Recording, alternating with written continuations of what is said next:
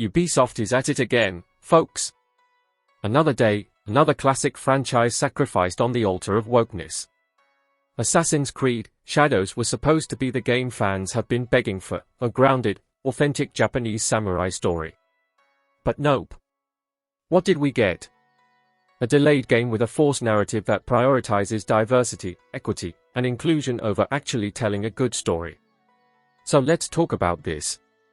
The AC community has wanted a Japanese setting for years. Feudal Japan, samurais, ninjas, it's perfect. Everything about that era fits so naturally with the Assassin's Creed formula that it's almost shocking we didn't get it sooner. Fans have been dreaming of scaling pagodas, engaging in epic katana duels, and weaving through the shadows of Edo period cities. But instead of giving us the badass samurai protagonist we've all been waiting for, Ubisoft decided to go the unexpected route. Why? Because apparently, tradition and fan demand don't fit their vision. And who are the main characters of Shadows? That's right, there are two protagonists this time. One is a Japanese woman who, while at least connected to the cultural backdrop, has been heavily marketed as a strong female lead in a way that feels less about her character and more about scoring diversity points. The other protagonist? A black man, with no meaningful connection to Japan or its culture, traveling to the country under the guise of exploring the assassin order or some other vague justification. Can you smell the corporate virtue signaling from here? Look, I'm all for diversity when it's natural and makes sense for the story. But this is pandering, plain and simple. Ubisoft is bending over backward to tick every diversity checkbox instead of respecting the rich cultural history of Japan that fans actually care about. It's not just the protagonists that scream DEI checkboxing. Reports have surfaced about internal delays, with devs complaining that more time was spent on sensitivity training and cultural consultants than actually developing the game. And before you say, oh, that's just rumors, let's be real here. Do you honestly think it's a coincidence that so many major games these days are delayed while also pushing these over-the-top inclusive narratives? It's a trend, and it's killing creativity in the industry. Here's the thing, Assassin's Creed isn't just any franchise. It's a series that's built on the idea of immersing players in historical settings. From Renaissance Italy to revolutionary America, each game has been about bringing history to life in an authentic and engaging way. When you shoehorn protagonists into a culture and time period where they don't naturally belong, you're not just bending the rules, you're breaking the immersion. And for what? To score woke points on Twitter? Fans are not happy about this, and they're letting Ubisoft know. The forums are lit up with people saying this is Ghost of Tsushima's discount knockoff, except woke-ified. And honestly, can you blame them?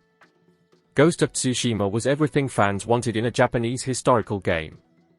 It had a compelling protagonist, a stunning world, and a deep respect for the culture it was portraying. Meanwhile, Assassin's Creed Shadows feels like it was designed by a committee of activists instead of actual gamers. And let's talk about the gameplay delays.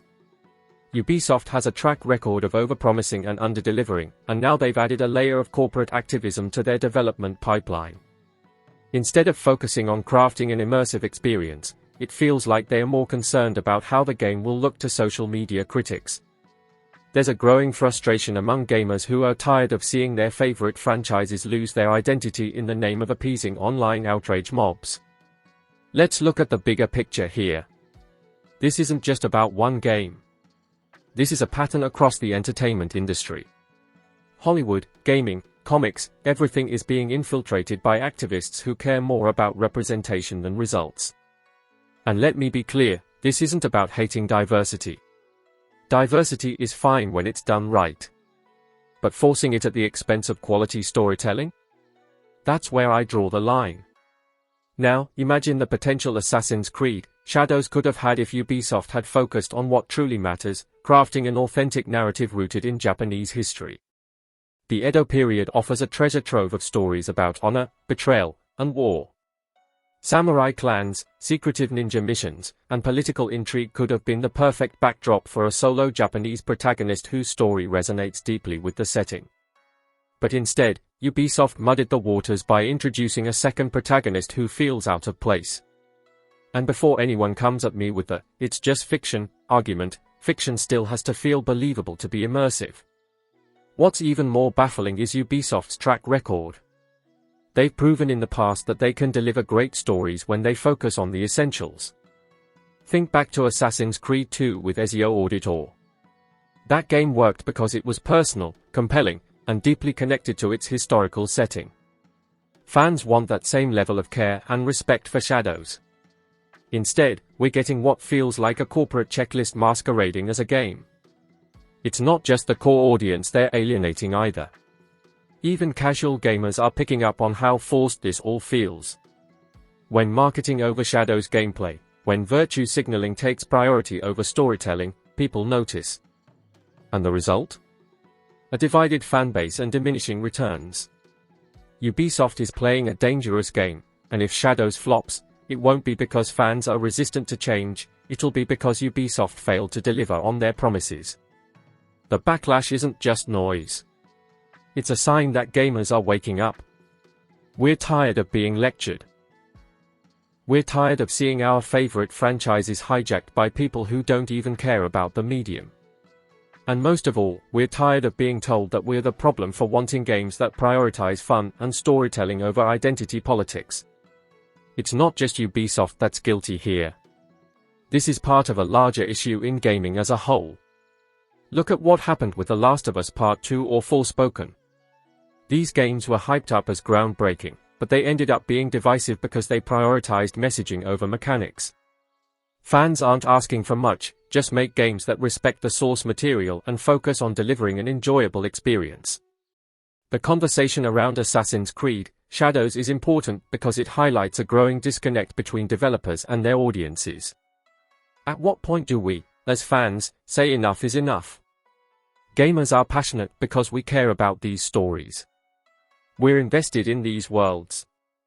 And when developers put politics before players, it feels like a betrayal. Assassin's Creed Shadows could have been a masterpiece. It could have been the definitive samurai game that fans have been waiting for. But instead, it's shaping up to be yet another example of how not to handle diversity in gaming. Ubisoft needs to take a long, hard look at what made their earlier games successful. It wasn't corporate activism or ticking boxes, it was great storytelling, compelling characters, and immersive worlds. Let me know what you think in the comments. Is Ubisoft killing Assassin's Creed with this forced diversity push? Or do you think this game could still surprise us? Smash that like button, subscribe for more no BS takes, and share this video to wake up more gamers to what's happening. Thanks for watching, and I'll see you in the next one.